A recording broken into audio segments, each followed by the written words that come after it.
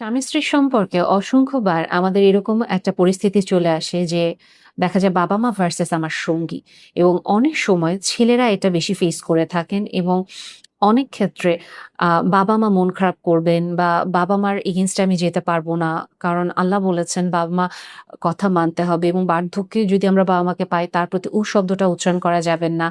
তখন হয়তো আপনি বুঝতেও পারছেন একজন স্বামী হিসেবে যে আপনার বাবা মা ভুল, কিন্তু হয়তো আপনার ইগোর কারণে অথবা ধর্মীয় বিধিনিষেধের কারণে আপনি আপনার স্ত্রীর প্রতি বেইনসাফি হতে দিচ্ছেন বা জুলুমটা আপনি করছেন।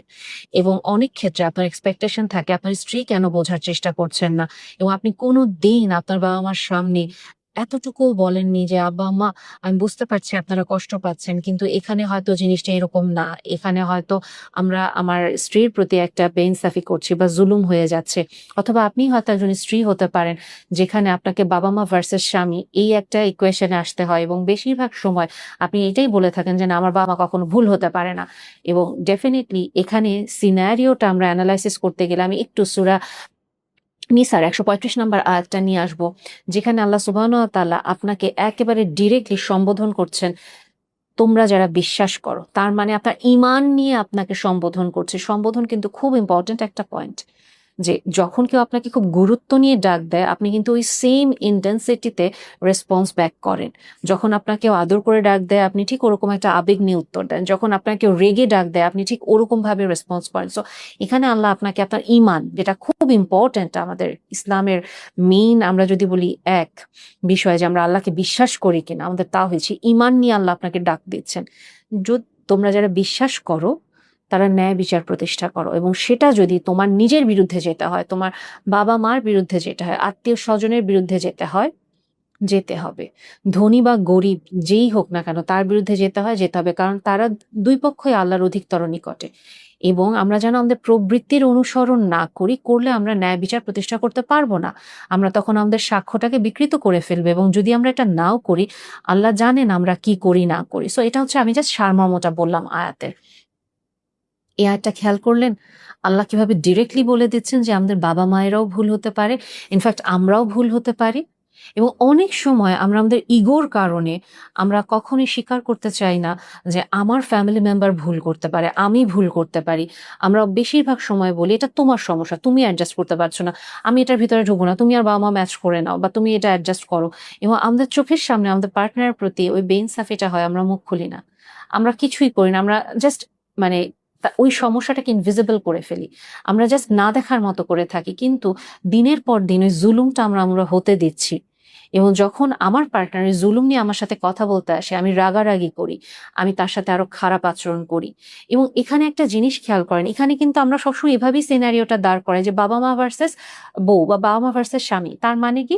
যে শ্বশুর-শাশুড়ি ভার্সাস ঘরের বউ বা ঘরের জামাই। বাট সিনারিওটা এটা না।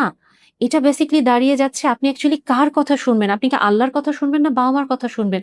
আল্লাহ আপনাকে বলছে ন্যায় বিচার প্রতিষ্ঠা করতে, জুলুম না করতে। কিন্তু আপনি সিনারিওটা কিভাবে আসলে আমরা বদলায় ফেললাম?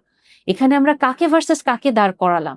আপনি যখন নিজেকে একজন মুসলিম হিসেবে বলছেন, আপনার ঈমান নিয়ে আল্লাহ আপনাকে ডেকে বলতেছেন ন্যায় বিচার প্রতিষ্ঠা করতে।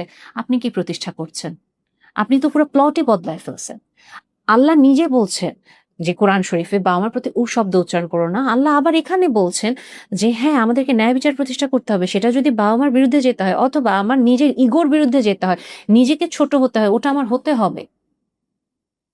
এই পয়েন্টটা আসলে আমাদের লাইফের বিভিন্ন অ্যাসপেক্টে আসে।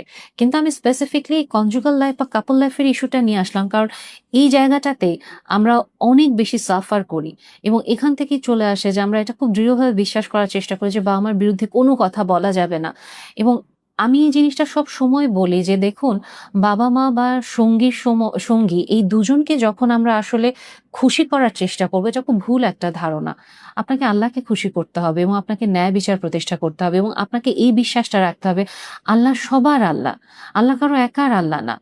যখন আপনি ন্যায় বিচার প্রতিষ্ঠা করতে চাচ্ছেন, কিন্তু একই সাথে আপনি আপনার বাবা-মাকে খুবই নমনীয়ভাবে, খুবই কোমলভাবে এবং সম্মান জানিয়ে আপনি ওনাদের সাথে একটা দ্বিতীয় মতামত প্রকাশ করছেন, এটা কখনো ওনাদের প্রতি দুর্বিনীত উদ্ধত্ত আচরণ না। বরং আপনি এটা আল্লাহকে খুশি করার জন্য আপনি আপনি ইনসাফ প্রতিষ্ঠা করার জন্য করছেন, এবং আল্লাহ আমাদের অন্তর জানেন, আল্লাহ আমাদের নিয়াত জানেন, এবং আল্লাহর কমান্ড ফলো করার জন্য যখন আপনি এই কাজটা করছেন, ডেফিনেটলি আপনার বাবা মা ওই সময় আপনার প্রতি যদি বিরূপ হন, উনি যদি রুষ্টও হন, আল্লাহ সুবহানাহু ওয়া তাআলা আপনার অন্তর এবং আপনার নিয়তের কারণে অবশ্যই আপনাকে দায়ী করবেন না।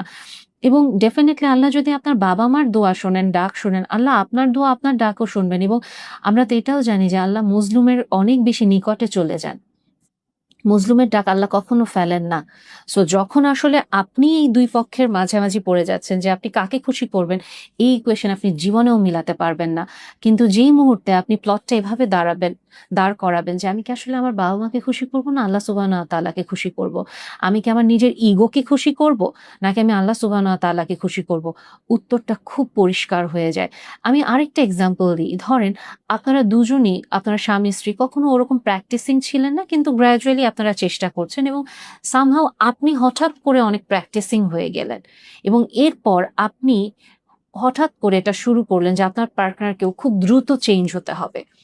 দেন এগেইন আপনি একটা জিনিস চিন্তা করেন যে আপনি হয়তো মানে ওনাকে একটা ভালো পথে নিয়ে আসতে চাইছেন, কিন্তু আপনি যখন ওনাকে জোর করে, মানে কাইন্ড অফ বলা যেতে পারে ক্লাস 1 এর একটা বাচ্চাকে আপনি যদি ক্লাস 10 এর বাচ্চার কোয়েশ্চেন দিয়ে বলেন সলভ করো, উনি কি এটা পারবে? না, পারবে না।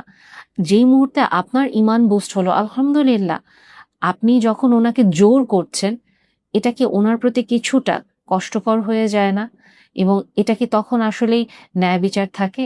আমাদের নবীজি সাল্লাল্লাহু আলাইহি ওয়াসাল্লামও তো দাওয়া যখন দিয়েছেন, ধাপে ধাপে দাওয়া দিয়েছেন। উনি কখনো কাউকে জোর করে কোনো কিছু চাপিয়ে দেননি, কাউকে বাধ্য করেননি। আবার আরেকটা সিনারিও যদি আমরা এই ১৩৫ নাম্বার আয়াত থেকে দেখি যে অনেক সময় আমরা এই যে আত্মীয়-স্বজনকে খুশি করতে গিয়ে এবং আত্মীয়-স্বজনকে খুশি করার জন্য আমাদের নিজেদের পার্টনারকে অপমান করে ফেলি, এবং আমরা হয়তো ভাবছি যে আমার প্রভাবশালী আত্মীয়-স্বজন, কাজে ওনাদেরকে খুশি করতে হবে। সো ওনারা আমার পার্টনারকে অপমান করছেন বা পাবলিকলি ওনার কোনো খুঁত ধরছেন। কিন্তু আমি কিছু বলছি না। কারণ কি, আমি ভাবছি কি ওনারা মুরুব্বি, বা ওনারা মানে আমারকে কি বলবেন না বলবেন, থাক একটু সহ্য করে যাই। এটাও কি আসলে অন্যায় না?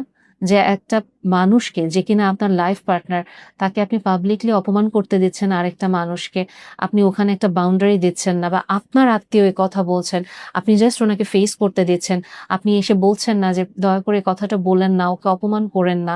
এটা ওর জন্য কষ্টকর বা এটা আসলে ঠিক না। আপনি কিন্তু এটাও বলছেন না। সো অনেক ক্ষেত্রে আমরা আসলে যে কাজটা করি, আমরা ভাবি চুপ থাকাটা ভালো। চুপ থাকলে সমস্যা হবে না, বা চুপ থাকলে হয়তো আল্লাহ খুশি হবেন। ডেফিনিটলি আল্লাহ কেওস পছন্দ করেন না। কিন্তু এট দ্য সেম টাইম আল্লাহ আমাদেরকে স্পষ্ট করে বলে দিচ্ছেন, অন্যায়, বেইনসাফি, জুলুম আল্লাহ পছন্দ করেন না। এবং যদি আমরা বিশ্বাসী হই, আমরা যদি ঈমানদার হই, আমাদের দায়িত্ব এখানে অবশ্যই ন্যায় বিচার প্রতিষ্ঠা করা। আমি অবশ্যই বলব যে এই আয়াতের তাফসিরে আরো বিভিন্ন অ্যাঙ্গেল আছে। কিন্তু আমি স্পেসিফিকলি এটা একটু কনজুগাল লাইফে বা কাপল লাইফের জন্য আজকে এটা ডিসকাস করলাম। সো আপনারা হয়তো এই পার্সপেক্টিভটা চিন্তা করে দেখতে পারেন। কারণ অনেক সময় আমরা আমাদের পার্টনারের উপরে বিভিন্ন কিছু চাপিয়ে দিই, যেটা আস্তে আস্তে আমাদের পার্টনার এতটা বিধ্বস্ত হয়ে যান, উনার ব্যক্তিত্বের গড়ন বদলে যায়, উনি মানসিকভাবে দুশ্চিন্তাগ্রস্ত হয়ে যান, উনি বিষণ্ণতায় চলে যান, আত্মহত্যা প্রবণ হয়ে যান, অথবা ট্রমাটাইজড হয়ে যান। কাজেই আপনি কি এই উনার কষ্টের হিসেবগুলো নিয়ে আল্লাহর সামনে দাঁড়াতে পারবেন? আপনার এই আত্মবিশ্বাসটা আছে যে আপনি বলতে পারবেন যে আল্লাহ, আমি ন্যায় বিচার প্রতিষ্ঠা করেছি? আপনি কি আসলে ন্যায় বিচার প্রতিষ্ঠা করছেন? নাকি আপনি নজরআন্দাজ করছেন, বা আপনি দেখতে চাইছেন না, নাকি আপনি আসলে অর্ধেক জানেন, ওই অর্ধেক জেনে উনার সাথে অর্ধেক আচরণ করছেন? কাজেই হয়তো আপনি আপনার জীবনটাকে, আল্লাহ সুবহানাহু ওয়া তাআলার সাথে আপনার সম্পর্কটাকে, বা ওভারঅল আপনার দাম্পত্য সম্পর্কটাকে একটু নতুন অ্যাঙ্গেলে আপনি দেখতে পারেন যে আপনি আসলে কি করছেন। আরেকটা পয়েন্ট আমি এখানে একটু নিয়ে আসবো। আপনি হয়তো আল্লাহকে খুশি করার জন্যই কোনো কাজ করছেন এবং অনেক ব্যস্ত হয়ে গেছেন সেই কাজটাতে। আপনি ভাবছেন এটা একটা বৃহত্তর স্বার্থে আপনি কাজ করছেন। কিন্তু আপনি আপনার পার্টনারের প্রতি ওই মনোযোগটা দিচ্ছেন না। আপনার পার্টনার অনবরত কষ্ট পাচ্ছে। সে অনুরোধ করে যাচ্ছে আপনাকে একটু আপনার মনোযোগ পাওয়ার জন্য। কিন্তু আপনার একটাই কথা, "আমি তো আল্লাহর খুশির জন্য বৃহত্তর স্বার্থে কাজ করছি। এজন্য আমি ব্যস্ত। তোমাকে এটা মানতে হবে।" সো আমি যদি একটু বলি, দেখুন, আপনি নিশ্চয়ই মা আয়েশা রাদিয়াল্লাহু আনহা অথবা নবীজি সাল্লাল্লাহু আলাইহি সাল্লামের চেয়ে বেশি ব্যস্ত জীবন পার করতে পারবেন না।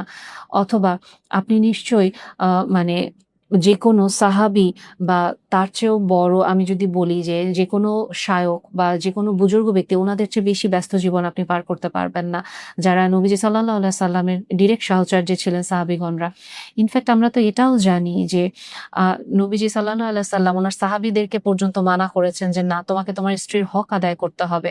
তুমি আল্লাহর অবশ্যই ইবাদত করবে। কিন্তু তুমি আমার চেয়ে বেশি ইবাদত তো করতে পারবা না। কাজেই আমি যতটুকু করেছি ওটা করতে হবে।" সো আমি যেমন নবী সাল্লাল্লাহু আলাইহি সাল্লাম যেমন উনার স্ত্রীদের প্রতি উনার দায়িত্ব পালন করেছে, উনার স্ত্রীরা যেমন নবীজি সাল্লাল্লাহু আলাইহি সাল্লামের প্রতি দায়িত্ব পালন করেছেন, পাশাপাশি দাওয়া প্রচারের কাজও করেছেন। আমাদেরকেও তো এই কাজটা করতে হবে। এগেইন আমরা যদি আল্লাহকে খুশির জন্য বৃহত্তর স্বার্থকে বেশি ফোকাস করি, আমার পার্টনারের প্রতি আমি কোনো ফোকাস না করি, এটাও কিন্তু বেইনসাফি হয়ে যায়, তাই না? সো আমি কি ন্যায় বিচার প্রতিষ্ঠা করছি? এবং এগেইন আমি কি আমার নিজের বিরুদ্ধে গিয়ে বলতে পারবো যে আমি বেইনসাফিটা করেছি, আমার ভুল হয়েছে, আমার আসলেই উচিত ছিল তোমার যে যত্নটা নেয়া ওটা আমি আসলে অবহেলা করে ফেলেছি। ওই যত্নটা আমি নিতে পারিনি প্রপারলি, আমি এখন থেকে নিবো। সো হয়তো আপনি এই কথাগুলো শুনে আপনার দাম্পত্য সম্পর্কটাকে নতুনভাবে চিন্তা করতে পারেন, একটা নতুন আঙ্গিকে দেখতে পারেন।